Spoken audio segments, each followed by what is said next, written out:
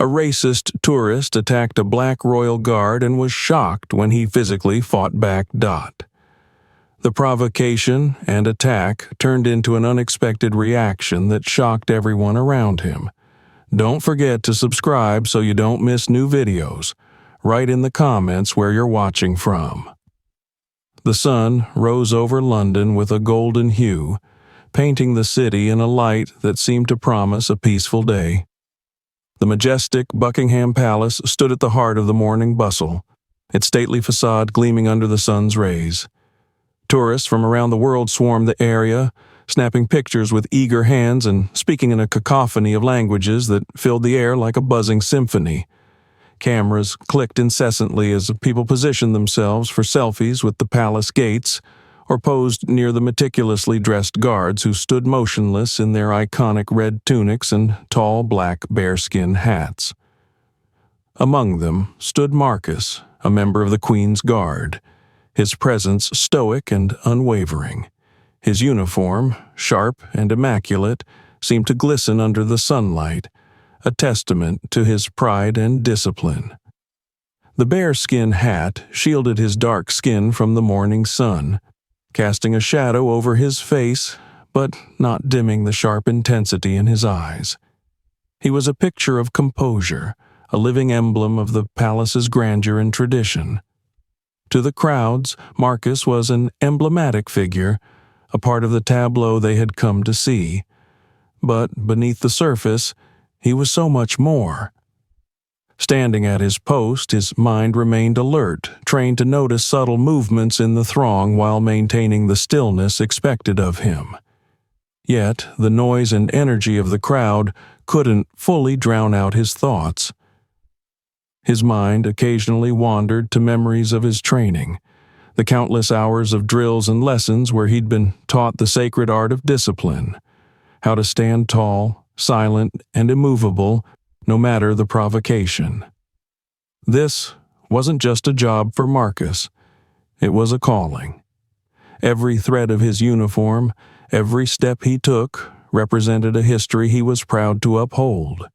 Yet, his position also came with challenges, some unspoken, some undeniable.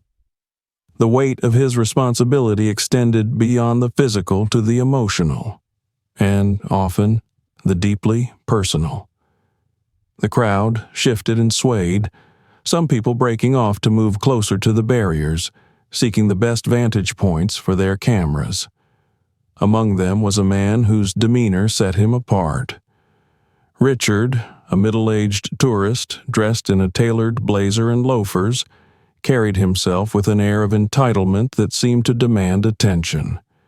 His loud, clipped voice cut through the general din, his remarks dripping with an arrogance that made those around him shrink back slightly. Richard's eyes landed on Marcus, and a smirk curled his lips. He stepped forward, his voice rising above the chatter around him. "Well, would you look at that?" he exclaimed, loud enough for those nearby to hear. "A real royal guard. What a sight!" His tone carried a mockery that was as sharp as it was deliberate. Marcus heard it but didn't flinch. His training had prepared him for moments like this, the occasional rude remark or a tourist's attempts to provoke a reaction. His face remained impassive, his eyes fixed forward as though Richard wasn't there at all. The man wasn't deterred by the lack of response. In fact, it seemed to spur him on. He gestured dramatically, drawing the attention of those around him. "You know," he continued, his smirk growing, "it's amazing what they'll let pass for tradition these days." Laughter rippled through the small group of onlookers who had turned their attention to the scene. Some giggled nervously, unsure of how to respond, while others openly chuckled, their phones poised to record the moment.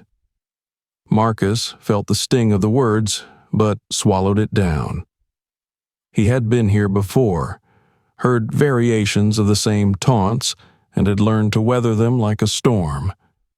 He shifted his focus inward, grounding himself in the principles instilled during his training. His silence, his stillness, were acts of defiance, a refusal to give in to the provocation. Richard, emboldened by the lack of reaction, stepped closer to the barrier. The space between him and Marcus seemed to shrink with every passing second, the tension in the air growing thicker. His voice dropped slightly, but the malice in his tone was unmistakable. "Do they even train you to speak?" he sneered. "Or is standing there all you're good for?"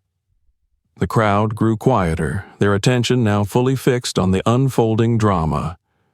Marcus remained motionless, his hands gripping the ceremonial rifle with steady precision. But inside, a storm brewed. Memories surfaced, flashes of moments from his past where he'd faced similar hostility, moments that had shaped him but had also left scars. He thought of his childhood, the taunts he'd endured in school, and the times he'd been made to feel out of place in his own skin. Those moments had taught him resilience, but they had also left an ache that was hard to ignore. Richard's smirk widened as he leaned against the barrier, his proximity now bordering on invasive. "What's the matter? Cat got your tongue?" he mocked, his words dripping with disdain. The crowd murmured, their reactions mixed.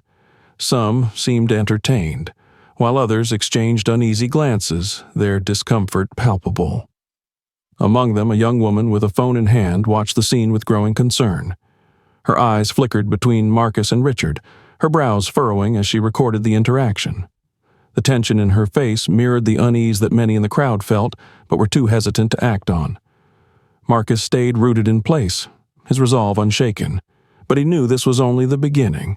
Richard's tone was growing sharper, his words more biting. The laughter in the crowd had subsided, replaced by a charged silence that hung heavy in the air. As the scene unfolded, the sun climbed higher in the sky, casting longer shadows across the courtyard. The day that had started with such promise now carried an undercurrent of conflict, the kind that Marcus had long learned to endure but never fully escape. And as Richard stepped even closer, his voice taking on a more aggressive edge, Marcus braced himself. The confrontation was far from over. The moment stretched taut in the morning air, thick with tension that pressed against Marcus like an unseen weight. His heart beat steadily beneath the pristine red tunic of his uniform, a rhythm he relied on to anchor him amid the growing chaos. The crowd, initially fragmented and distracted by their sightseeing, now coalesced into a silent, expectant audience. They were drawn to the unfolding confrontation like moths to a flame, their collective breath held as though anticipating the moment when Marcus would finally crack. But Marcus didn't crack. He couldn't. The years of training, the lessons drilled into him with unwavering intensity, reminded him that his duty was not just to stand guard, but to embody restraint. He was not merely a man in uniform. He was a symbol, a bastion of composure in the face of everything, including men like Richard. Richard, now fully invested in his performance, stepped even closer to the barrier separating the crowd from Marcus. His smirk had faded into something meaner, his eyes narrowing as he studied Marcus for any sign of weakness. He wanted a reaction. No, he needed one. His arrogance demanded it, a trophy for his goading, a way to assert his superiority. "Not even a blink, eh?" Richard muttered, though his voice carried far enough for the crowd to hear. "I bet they tell you to stand there like statues because they know you can't do much else." The words, laced with venom, struck a chord deep within Marcus, but he didn't move. He didn't flinch. He didn't let his jaw tighten or his hands grip the rifle any harder. He maintained the stillness that had been drilled into him even as his mind churned. Inside, the words echoed alongside memories he had tried to bury. He was back in school, the only black child in a classroom where he was constantly made to feel different. He remembered the snide remarks from classmates, the way teachers would sometimes look through him as if he wasn't there. Then came adulthood, where subtle insults often masked deeper prejudices. He'd faced stares, whispered slurs, and outright hostility. Every moment of it had shaped him, building a resilience he now relied on to stay rooted in place, even as Richard's taunts tried to uproot him. Marcus inhaled slowly, quietly. His breath was steady, but his chest felt tight with the weight of everything this moment represented. It wasn't just about him. It was about his service, his identity, his unshakable belief that he belonged here, despite what men like Richard thought. Richard's smirk returned as he noticed the slightest flicker of emotion in Marcus's eyes. He latched onto it like a predator sensing blood. "Ah, there it is," he said, his voice louder now, his words meant for the crowd as much as for Marcus. "You think you're so untouchable, don't you? Hiding behind that uniform like it makes you someone." The crowd began to stir. Some shifted uncomfortably, their expressions conflicted. Others murmured in low voices, their tones uncertain. The young woman from earlier, the one with the phone, continued recording, her lips pressed into a thin line of disapproval. She glanced around as if hoping someone else might step in, but the onlookers seemed content to let the scene play out without interference. Then Richard reached into his pocket. For a brief moment, the tension shifted into something sharper, more dangerous. Marcus's training kicked in, his senses heightening as he prepared for the worst. But Richard didn't pull out a weapon. Instead, he produced a small candy wrapper, crumpled it into a tight ball, and tossed it lazily at Marcus. The wrapper struck Marcus's chest and fell to the ground. It was a harmless gesture, almost childish, but it carried an undeniable malice. The act was meant to provoke, to humiliate, to reduce Marcus from a figure of authority to nothing more than a target for Richard's amusement. Marcus didn't move. His stillness was absolute, but inside, his patience wore thinner with every passing second. "Come on, then," Richard said, his tone turning tauntingly playful. "Show us you're more than just a doll in a fancy costume." Another piece of trash followed the first, then a small pebble. Each object was insignificant on its own, but their impact, both physical and symbolic, was profound. Marcus could feel the eyes of the crowd burning into him, their collective judgment adding to the pressure. The murmurs among the tourists grew louder. A man in the back muttered something about how this was uncalled for, but he didn't step forward. Others chuckled nervously, unsure whether to laugh or intervene. The young woman with the phone took a step closer to the barrier, her camera now focused intently on Marcus's face. She seemed determined to capture every second of the exchange, her brows knitting together in concern. Richard, emboldened by Marcus's lack of response, leaned even further over the barrier. "You're a disgrace to that uniform," he spat, his voice dripping with venom. "You don't deserve to stand here pretending you're one of them. You're not. You're nothing." The words struck a nerve. Marcus felt his chest tighten, his fists clenching imperceptibly at his sides. His mind raced with memories of his training, the instructors who had drilled into him the importance of restraint. But he also thought of his family, his parents, who had taught him to hold his head high in the face of ignorance, and his siblings, who had looked up to him as a role model. They wouldn't want him to retaliate.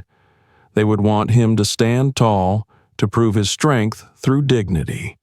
But dignity felt like a fragile shield in moments like this. Every fiber of his being screamed to respond, to defend himself, to fight back against the injustice of it all. Yet he knew that doing so would only play into Richard's hands. The crowd's murmurs turned into whispers, then hushed silence as Richard escalated further. His words grew harsher, his insults more personal. Marcus felt the weight of every slur, every accusation pressing down on him. He was no longer just a soldier on duty. He was a man grappling with a lifetime of prejudice condensed into a single moment. And still, he didn't move. The young woman with the phone lowered her camera for a moment, her expression conflicted. She glanced around at the crowd, her lips parting as if to say something, but she stopped herself. Her hesitation mirrored the inaction of those around her, a collective unwillingness to intervene, even as the tension escalated. Marcus stood firm, his resolve unshaken but his patience fraying at the edges.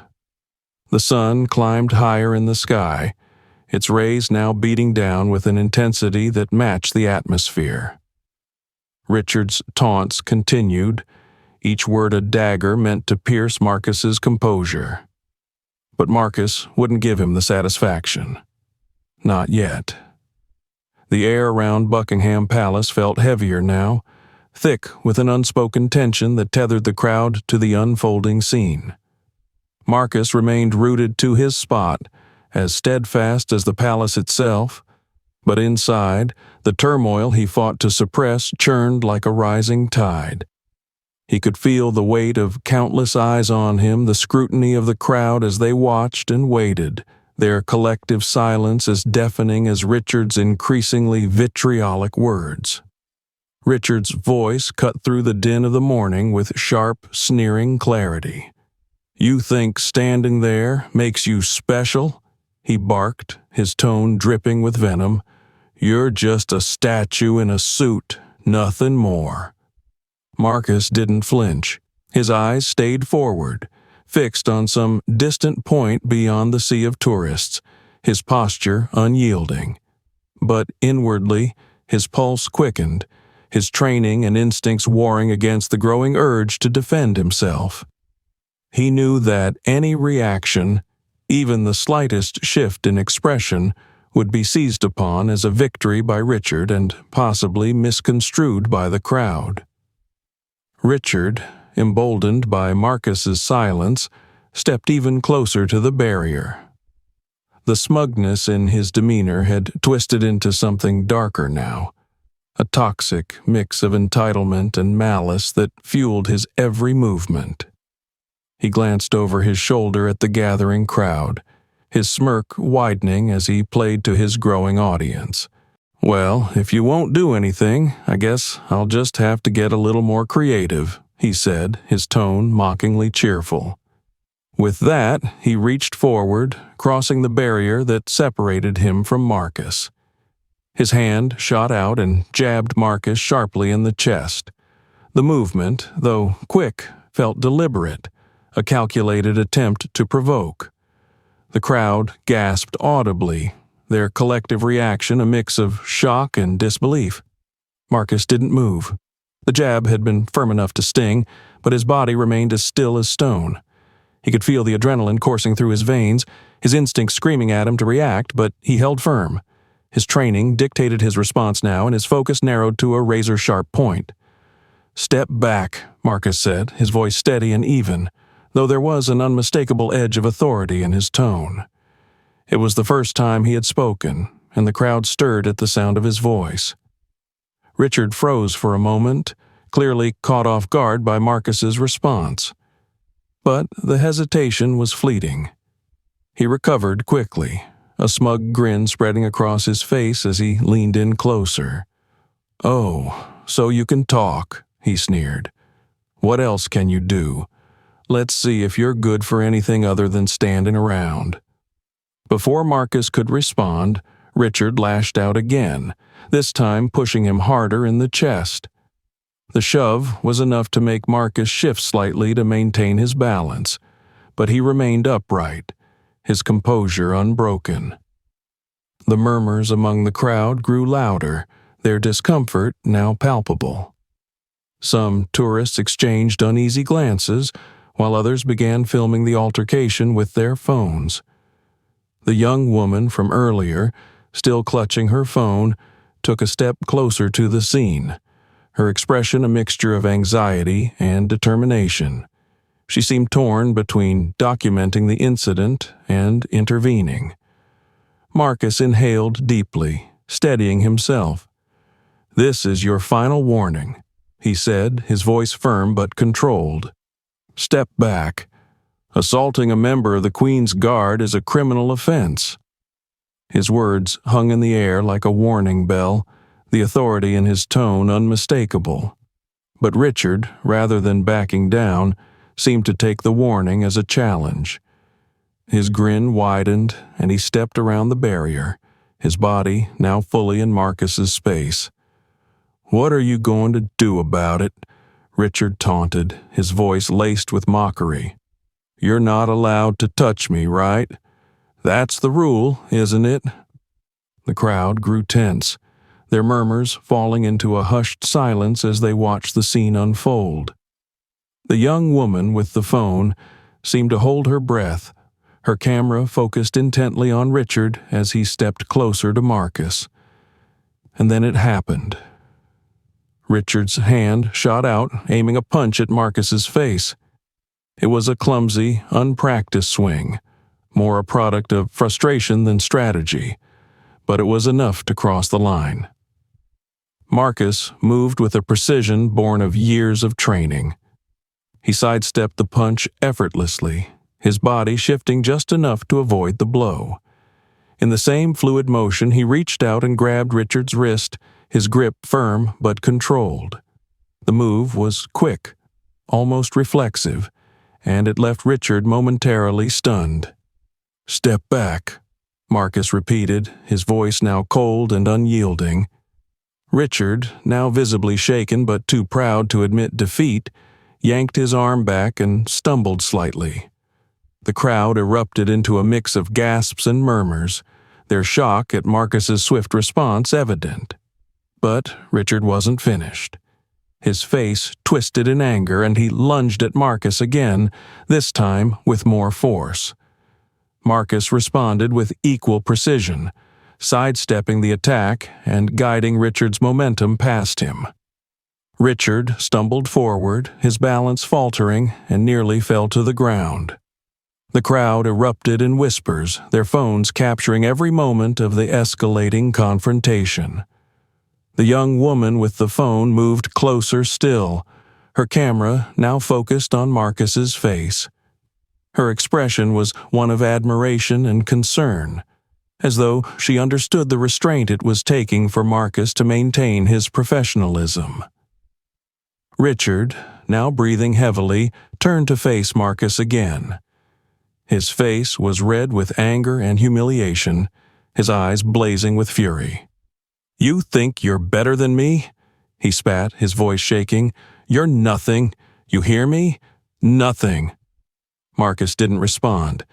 He stood tall, his posture unwavering, his expression unreadable. He knew that any response, verbal or physical, would only fuel Richard's anger and potentially jeopardize his position. Instead, he focused on the crowd, noting the growing number of cameras pointed in his direction. The weight of their scrutiny was a constant reminder of the stakes. Richard lunged again, this time with both hands reaching for Marcus's uniform, but Marcus was ready. He stepped back smoothly, his movements measured and deliberate, and allowed Richard to overextend himself. With a quick, practiced motion, Marcus caught Richard's arm and guided him to the ground. The move was executed with such precision that it seemed almost effortless.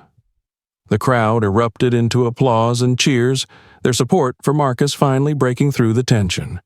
Some people shouted words of encouragement, while others chastised Richard for his behavior. The young woman with the phone lowered her camera briefly, a small smile of relief crossing her face. Richard, now lying on the ground, glared up at Marcus with a mix of anger and humiliation. He scrambled to his feet, his movements clumsy, and pointed a finger at Marcus. "You'll pay for this," he hissed. "I'll make sure of it." Marcus didn't respond. He stood tall, his rifle held firmly in his hands, his expression as calm and composed as ever. The crowd continued to cheer, their support for Marcus growing louder with each passing moment. But Marcus knew this wasn't over. Richard's threats lingered in the air, a reminder that the situation could still escalate further. And, as the sound of approaching sirens reached his ears, Marcus prepared himself for the next challenge. The murmur of the crowd had not subsided, even as Richard stumbled away from Marcus, his face twisted in humiliation. Tourists jostled one another, their phones still pointed at the scene like spectators at a spectacle they could not turn away from. The applause that had briefly erupted for Marcus's swift handling of the situation faded into an uneasy quiet, replaced by the sound of whispers, the clicks of camera shutters, and the low hum of tension that hung over the courtyard like a storm cloud. Richard stood at a distance now, his chest heaving as he fought to regain his composure. His tailored jacket was rumpled, his hair askew, and his eyes burned with a mixture of rage and wounded pride. He wiped at his face as if trying to scrub away the indignity of being brought to the ground in front of so many witnesses. "You think this is over?" Richard's voice cut through the air, sharp and venomous. "You'll regret this. I'll make sure of it." Marcus remained still, his posture unyielding.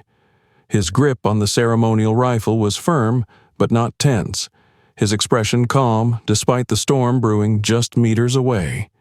He had faced worse threats in his life, but something about the man's words carried an edge of danger he couldn't ignore. Marcus scanned the crowd briefly, noting the mix of reactions. Some tourists looked shocked, others fascinated, but most simply recorded the scene, eager to capture a viral moment. The young woman with the phone who had been following the confrontation stepped forward again, her camera still trained on Richard. Her lips were pressed together in a thin line, her brow furrowed with concern.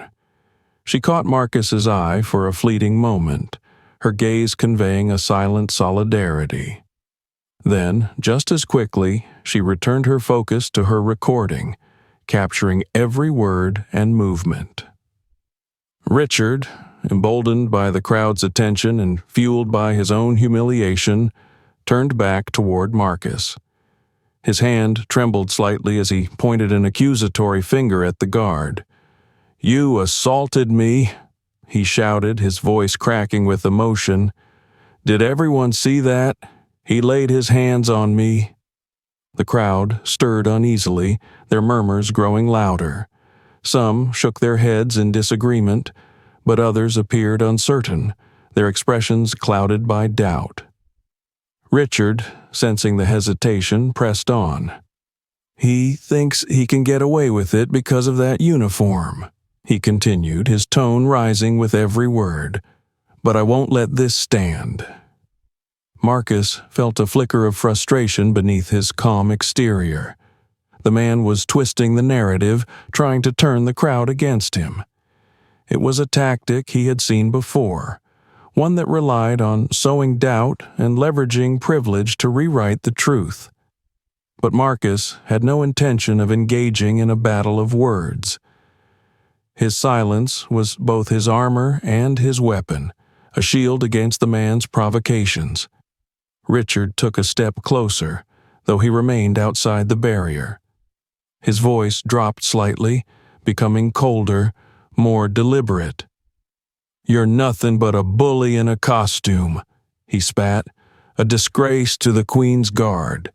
You don't deserve to wear that uniform." The words struck a nerve. Marcus felt the familiar sting of such accusations, the weight of prejudice and ignorance that had followed him throughout his life. But he refused to let it show. His resolve was ironclad, his focus unshaken. He had endured far worse than this man's insults, and he would endure this too. The crowd, however, was less composed. Their murmurs grew louder, some voices rising in disagreement with Richard's claims, while others called out in support of Marcus. A small group of tourists near the back began to applaud again, their claps a defiant show of solidarity with the guard. The young woman with the phone joined in, her hands moving quickly to clap before returning to her recording. Richard's face reddened further at the sound of the applause. He turned to the crowd, his arms spread wide in an exaggerated gesture of disbelief. "Are you all blind?" he shouted. "Did you not see what he just did? He attacked me, and you're applauding him for it?" The applause faltered slightly, the uncertainty in the crowd growing once more. Richard seized the moment, pulling out his phone and dialing a number with dramatic flair. He held the device to his ear, his voice loud enough for everyone to hear. "Yes, I'd like to report an assault," he said, his tone dripping with self-righteousness. "I'm at Buckingham Palace, and one of the guards just attacked me." Marcus's stomach tightened, though his expression remained impassive. He knew what was coming next. The police would arrive, and his actions would be scrutinized under a microscope. Despite knowing he had acted within the bounds of his training, the thought of being questioned, of having his professionalism and integrity called into doubt, filled him with a quiet dread. The sirens were faint at first, a distant wail that grew louder with every passing second. The crowd shifted uneasily, some tourists stepping back from the scene as the sound drew nearer. Richard smirked triumphantly, his posture relaxing slightly as he awaited the arrival of reinforcements. When the police cars finally pulled up, their lights flashing, the tension in the air reached its peak. 2 officers stepped out, their expressions calm but wary as they approached the crowd. Richard waved them over eagerly, his phone still in hand. "There he is," he exclaimed, pointing at Marcus with a theatrical flourish. "That's the one who attacked me. I want him arrested." The officers exchanged a glance before turning to Marcus. Their gazes were neutral, their professional demeanor betraying no hint of judgment. One of them stepped forward, addressing Marcus directly. "Sir, we need to ask you some questions about what happened here." Marcus nodded slightly, his voice steady as he responded. "Of course, officer." The other officer turned to Richard, who was already launching into an exaggerated account of the confrontation. "He attacked me without provocation," Richard claimed, his voice trembling with feigned outrage. "I was just standing there, minding my own business, and he grabbed me and threw me to the ground." Several members of the crowd groaned audibly, their frustration with Richard's blatant lies evident. The young woman with the phone stepped forward, her expression determined. "That's not what happened," she said firmly. "I have the whole thing on video." Richard's head snapped toward her, his eyes narrowing. "Stay out of this," he snapped. "You don't know what you're talking about." But the woman didn't back down. She held up her phone, her finger poised over the screen. "I saw everything," she insisted, "and I can prove it." The officers exchanged another glance, their interest piqued. One of them gestured for the woman to step forward. "Let's see the video," he said calmly. As the young woman handed over her phone, Richard's confidence faltered. He took a step back, his face paling slightly as he realized his carefully constructed narrative was beginning to unravel. Marcus stood silently, his composure unbroken even as the tide began to turn. He watched as the officers reviewed the video, their expressions shifting subtly as they took in the footage. When they finally looked up, their gazes were clear and resolute. "Mr. Richard," one of the officers said, his tone firm, "we're going to need you to come with us. Based on the evidence, it appears you were the aggressor in this situation."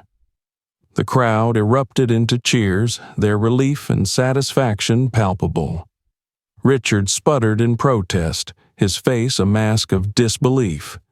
"This is ridiculous," he shouted. "I'm the victim here." But his protests fell on deaf ears. The officers guided him toward the police car, their movements efficient and unyielding. As he was led away, Richard shot one last venomous glare at Marcus, his voice trembling with rage. "This isn't over," he hissed. Marcus watched him go, his expression calm but resolute. The cheers of the crowd swelled around him, a wave of support that washed over the courtyard. For the first time since the confrontation had begun, Marcus allowed himself a small, quiet sigh of relief. The cheers of the crowd faded as the police car carrying Richard disappeared down the street, its siren a distant echo against the stately walls of Buckingham Palace. The tension in the air had lifted slightly, replaced by a cautious calm. Yet, for Marcus, the ordeal was far from over. He remained at his post, his body as still as ever, but his mind churned with the implications of what had just transpired. The young woman with the phone lingered near the barrier, her gaze fixed on Marcus. She hesitated for a moment before stepping closer, her voice tentative but firm. "Are you okay?" she asked, her concern evident in her tone. Marcus didn't respond immediately. His training dictated that he maintain his composure, that he remain silent unless addressed by an officer or superior. Yet he appreciated her gesture, the way her question cut through the murmur of the dispersing crowd like a thread of solidarity. The police officers who had stayed behind approached Marcus. Their expressions were serious but measured, their movements deliberate as they stopped just short of his post.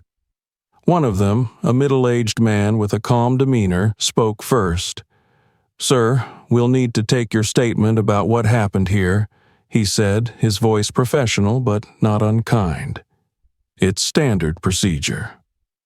Marcus nodded slightly, his voice steady as he replied, "Of course, officer. I'll comply with any inquiries." The officer gestured toward the younger one beside him, who held a notepad and pen at the ready. "Let's start with your account. Tell us everything from the beginning." As Marcus recounted the events, he chose his words carefully, each sentence measured and precise. He described how Richard had approached, the escalating taunts, the physical provocation, and finally the man's attempt to strike him. He emphasized his adherence to protocol, his warnings to Richard, and his restraint even in the face of aggression. The officers listened intently, their pens moving swiftly across the pages of their notepads. The young woman with the phone interjected occasionally, offering her own observations and showing snippets of her video as evidence. The footage corroborated Marcus's account, capturing the precise moment when Richard crossed the line from verbal harassment to physical assault. Yet, despite the clarity of the evidence, Marcus felt a lingering unease. He knew that the story wasn't over, not for Richard, who had been taken away fuming with indignation, nor for himself. Public scrutiny had a way of twisting even the most straightforward events, and he couldn't shake the feeling that this incident would follow him far beyond the confines of the palace gates. When the officers finished taking their notes, the older one offered a brief nod of appreciation. "Thank you for your cooperation," he said. "We'll be filing a report, and you may be called upon for further questioning. In the meantime, if anything else comes up, don't hesitate to reach out." Marcus nodded in return. "Understood, officer." The two men departed, their footsteps fading into the background noise of the city. The crowd had thinned considerably by now, most tourists moving on to other sights and attractions.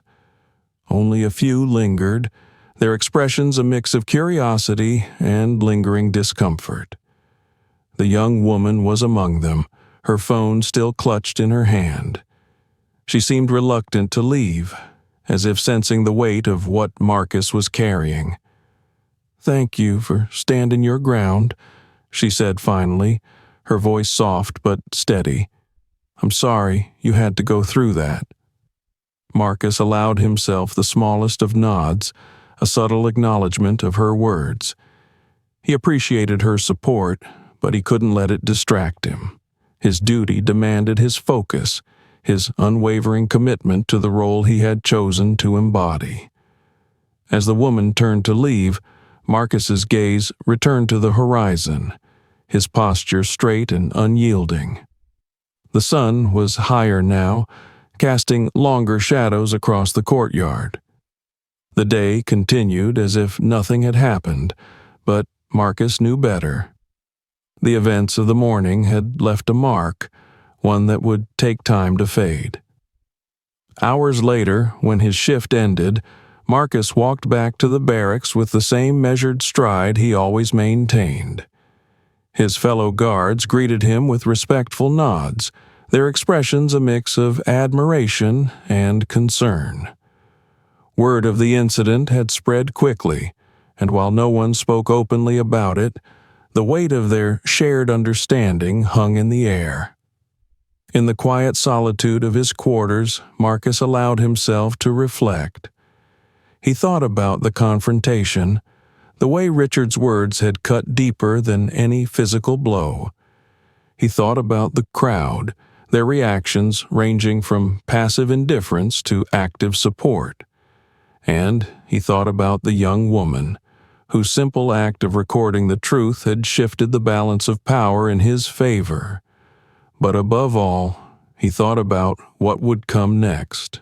The following morning, Marcus awoke to the sound of his phone buzzing incessantly on the nightstand. He frowned, his groggy mind struggling to process the deluge of notifications flooding his screen. As he unlocked the device, his heart sank. His name was trending online, accompanied by hashtags and headlines that ranged from supportive to inflammatory. The young woman's video had gone viral. The footage, clear and unedited, showed the entire confrontation with Richard. It captured his taunts, his aggression, and his eventual downfall. It also captured Marcus's stoic professionalism, his refusal to retaliate even in the face of provocation. Social media erupted with reactions, the majority of them praising Marcus for his restraint and condemning Richard for his behavior. But not everyone saw it that way. As Marcus scrolled through the comments, he encountered a wave of support, strangers commending his dignity, activists highlighting the racial undertones of the incident, and fellow service members expressing their solidarity. Yet, there was also a darker undercurrent. Some users accused him of overstepping his bounds, of using excessive force despite the video evidence to the contrary. Others defended Richard, claiming he had been unfairly targeted or that the incident had been blown out of proportion. The duality of the responses weighed heavily on Marcus. He had expected scrutiny, but the sheer volume of opinions, both supportive and critical, was overwhelming. He knew that his actions were justified, that he had adhered to every protocol, but the court of public opinion often had little regard for nuance or facts. The attention grew as mainstream media outlets picked up the story. News anchors debated the incident on morning shows, their discussions dissecting every frame of the video. Articles flooded the internet, their headlines varying from "Hero Guard upholds tradition amidst racist attack" to "Controversial confrontation at Buckingham Palace. Was the guard out of line?" Marcus's superiors called him into a meeting later that day. The room was sterile and formal, the walls lined with portraits of past commanders. His commanding officer, a stern but fair man named Colonel Hastings, sat behind a massive oak desk, his expression unreadable. "Marcus," he began, his voice measured, "you've been thrust into the spotlight, and while I commend your professionalism, We must address the consequences of this attention." Marcus nodded, his posture straight despite the fatigue gnawing at him. "Yes, sir, I understand." Colonel Hastings leaned forward slightly, his gaze sharp. "The video has made waves. It's brought attention to issues we cannot ignore, both the dignity of our service and the prejudice you faced. While I stand by your actions, we must navigate this carefully." Marcus swallowed the lump in his throat. "Of course, sir. Whatever you need from me, I'll do it." The colonel's expression softened slightly, a flicker of empathy breaking through his stern facade. "I know this isn't easy, Marcus, but you've handled yourself with honor. We'll support you through this." As Marcus left the office, he felt a mixture of relief and trepidation. The support of his superiors was reassuring, but he knew that the battle was far from over. The truth was on his side, but in a world where perception often outweighed reality, he couldn't afford to let his guard down. And as the days unfolded, bringing both praise and challenges, Marcus resolved to face whatever came next with the same quiet strength that had carried him through the confrontation. He would stand tall, not just for himself, but for the values he represented, and for the countless others who looked to him as a symbol of resilience and dignity. The days following the incident passed in a haze for Marcus. Though the world outside seemed to move on with its usual rhythm, Marcus's life had been thrown into disarray. The viral video had brought him more attention than he had ever anticipated or wanted. The scrutiny came not only from the public but from within his own ranks. His once simple duty of standing watch over Buckingham Palace now carried the weight of controversy, and with it an exhausting level of moral and emotional strain. Each morning, Marcus donned his uniform with the same meticulous care he always had, the act a ritual that reminded him of the purpose he served. But the mirror reflected more than his polished appearance. It reflected the growing burden in his eyes, a weariness that even the best sleep couldn't erase. Despite the support from his superiors and many of his colleagues, Marcus couldn't shake the feeling of isolation. The world had turned its gaze toward him, and he felt the full weight of that spotlight. The scrutiny was relentless.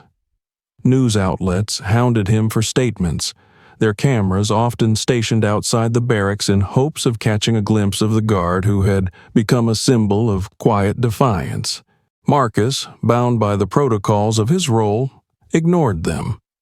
Yet their presence was a constant reminder that he could not retreat from what had become a public battlefield. The comments online were even more divisive.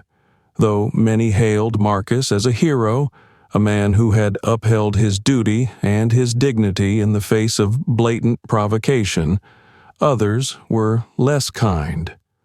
Conspiracy theories proliferated, accusing him of staging the incident for attention. Some questioned his qualifications, implying that his race had somehow afforded him special treatment within the Queen's Guard. These words cut deep, not because Marcus believed them, but because they reflected a prejudice he had fought against his entire life. Adding to the pressure was the knowledge that Richard had not yet disappeared into obscurity.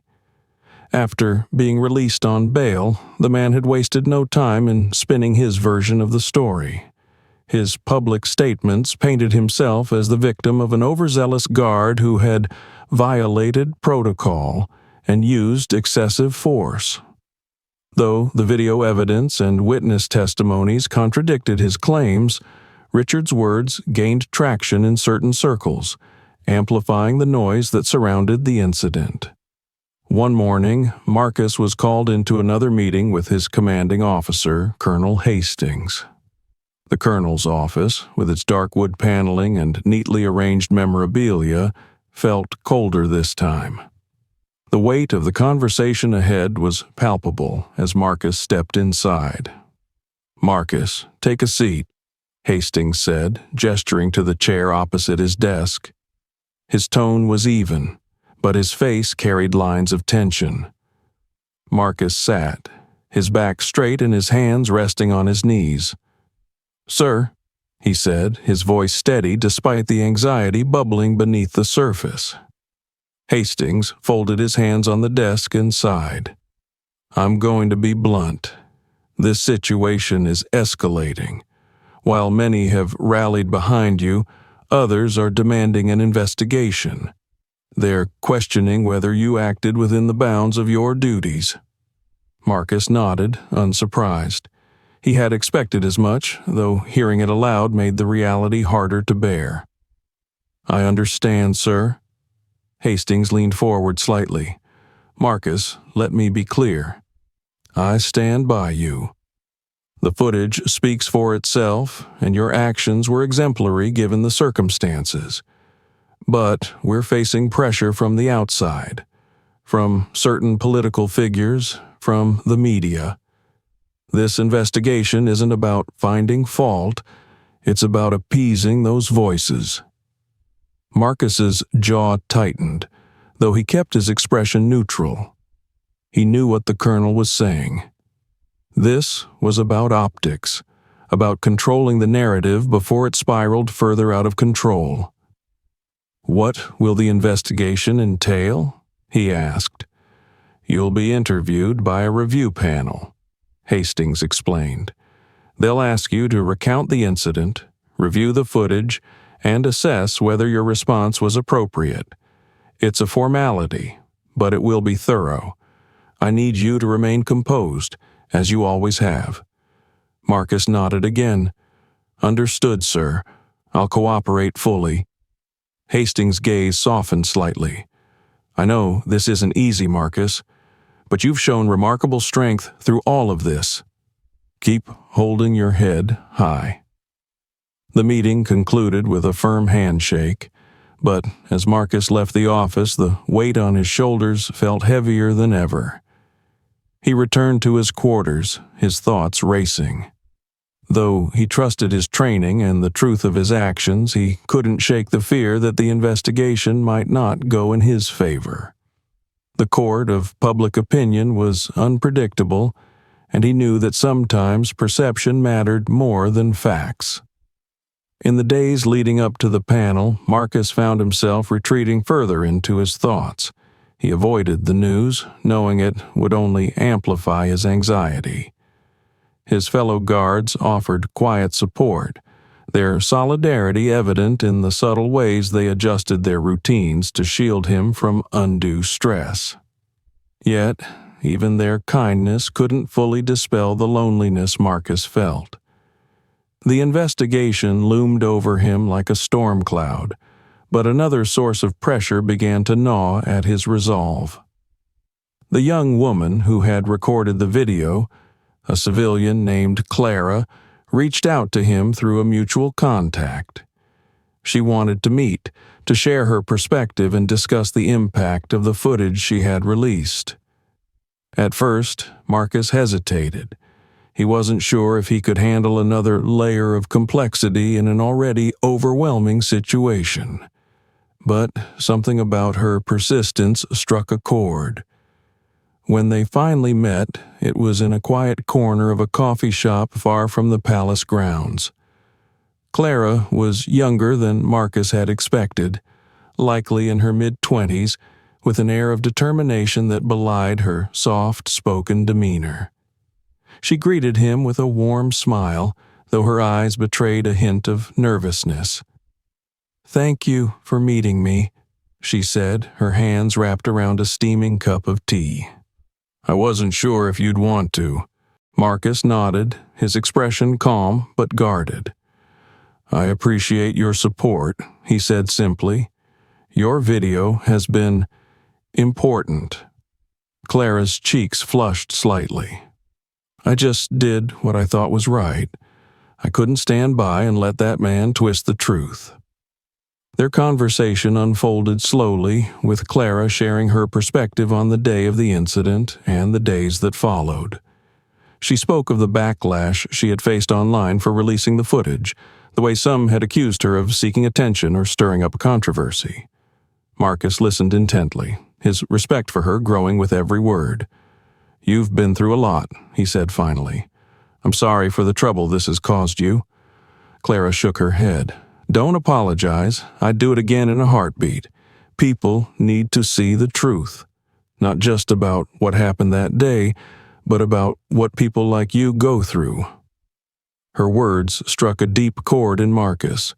For so long, he had shouldered the weight of his experiences alone, quietly enduring the prejudice and ignorance that had marked his path. Hearing Clara speak with such conviction reminded him that he wasn't entirely alone in this fight. As they parted ways, Clara left him with a small but significant piece of advice. "Whatever happens next, just remember that you've already made an impact," she said. "You've shown people what strength looks like. Don't let them take that away from you." The words stayed with Marcus as the day of the review panel arrived.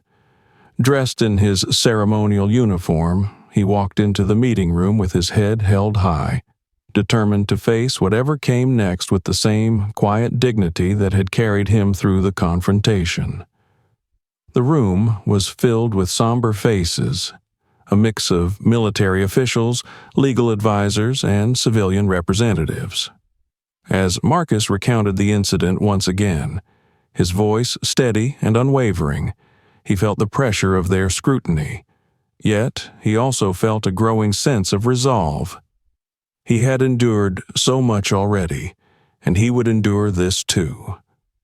When the questioning concluded, Marcus was dismissed with a formal nod. The outcome of the investigation would take days to finalize, but as he left the room he felt a flicker of hope. He had spoken his truth, and, for now, that was enough. The days following Marcus's appearance before the review panel were filled with an uneasy quiet. The immediate tension of the confrontation had subsided, but its ripples continued to spread, touching every corner of Marcus's life. The barracks were a haven of order and routine, but even there, whispers followed him. Outside, the world seemed to watch and wait, the public and media poised for the next development in what had become a story far larger than Marcus himself. The investigation loomed in the background, a silent specter that Marcus carried with him through each day. Though he knew he had done everything by the book, the scrutiny still weighed heavily on him. The court of public opinion had already formed its judgments, split between those who championed him as a symbol of restraint and professionalism and those who questioned his every action. The uncertainty gnawed at Marcus, though he refused to let it show. It was during one of these long, reflective evenings that a notification buzzed on his phone.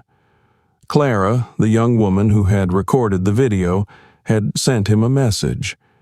She had uploaded the full footage to several prominent social media platforms, along with a heartfelt statement about the importance of holding people like Richard accountable and standing in solidarity with those who face discrimination.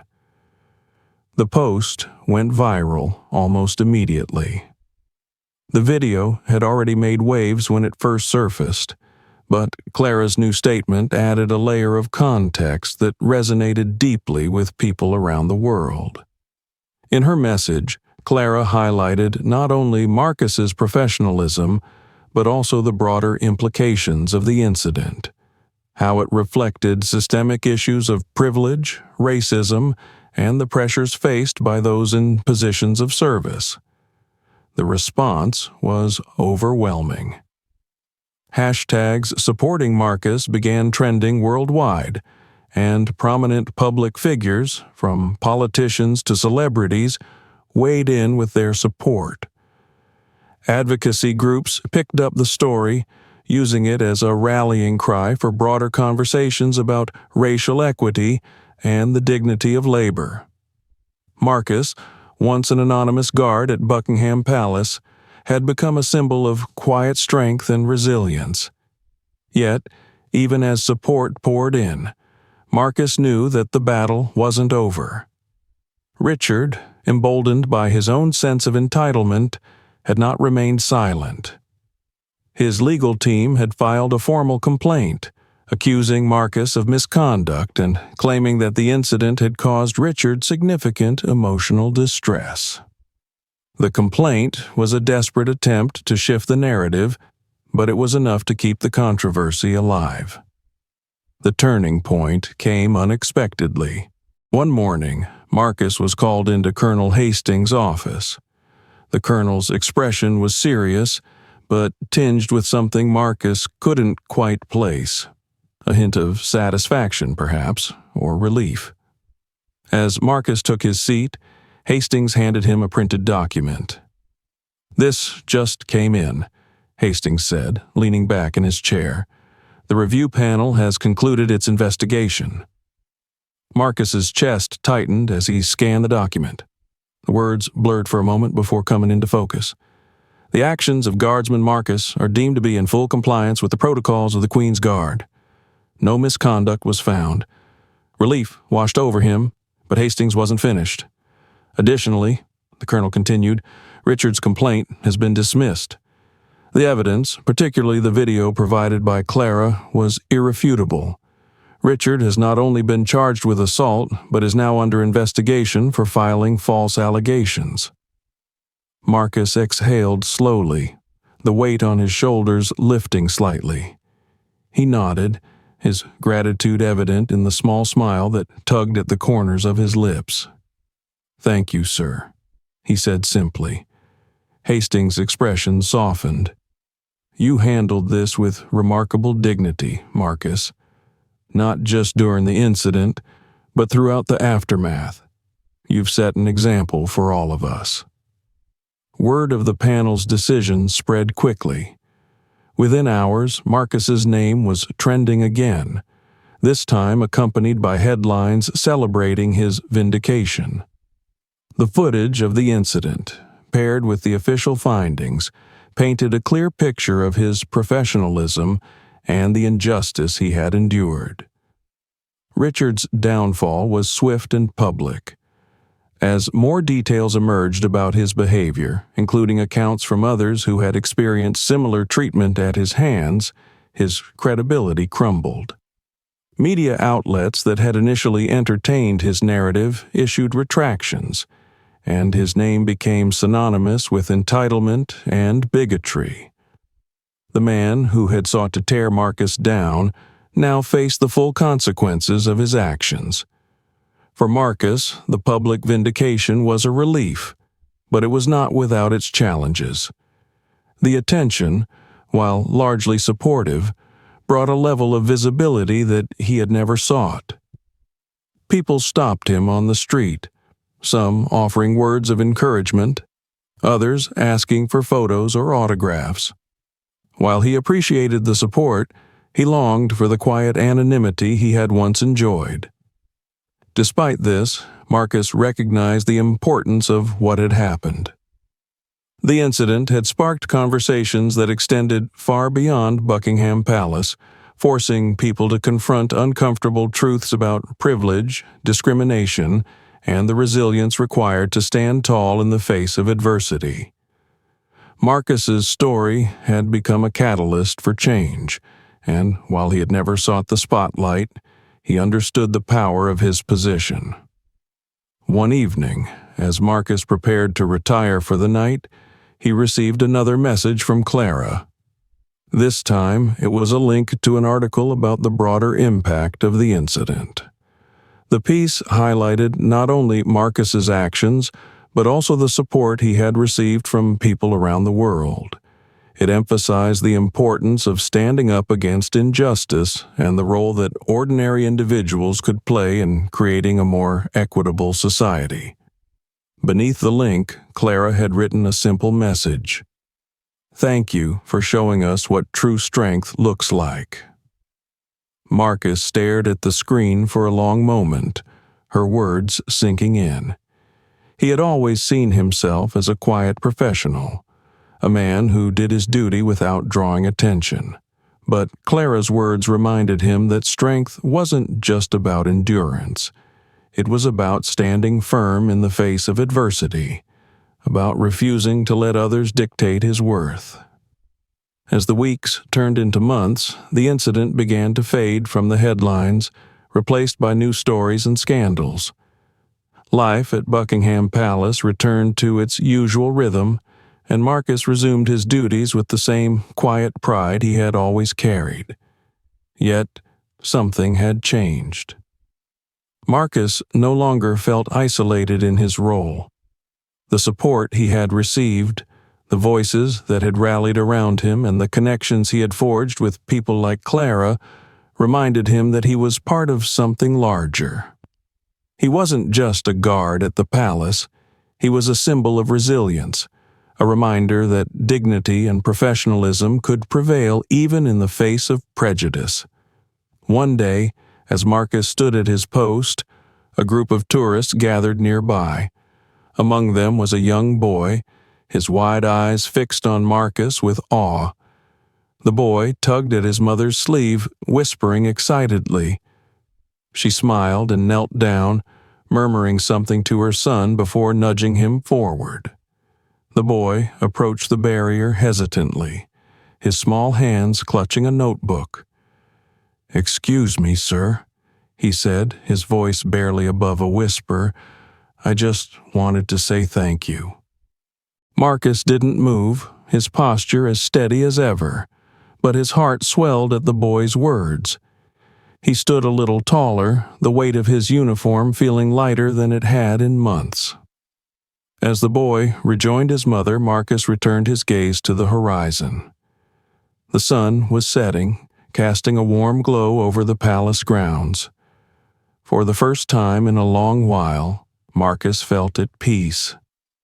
He had faced the storm and emerged stronger, his dignity intact, and as the world moved forward, Marcus stood ready to face whatever came next, a silent guardian of tradition and resilience. Thank you for watching. If you enjoyed this story, don't forget to subscribe for more thought-provoking tales. Share this video with friends, and let us know your thoughts in the comments. Stay tuned for our next story and explore more videos on the channel.